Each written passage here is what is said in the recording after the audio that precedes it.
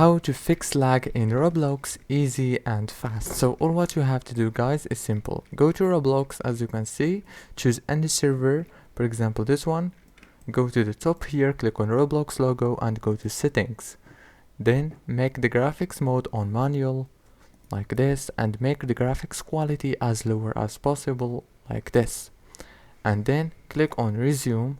And then the next step is go back to your desktop, click on the taskbar manager right here and go to details, scroll down and go to Roblox right here, click on your right mouse, click on set priority and choose high, and then go back to the process here and make sure to end all the apps that you don't need, for example the Microsoft Edge, and click on end task.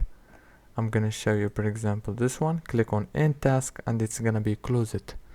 Don't forget to like and subscribe. Thank you for watching.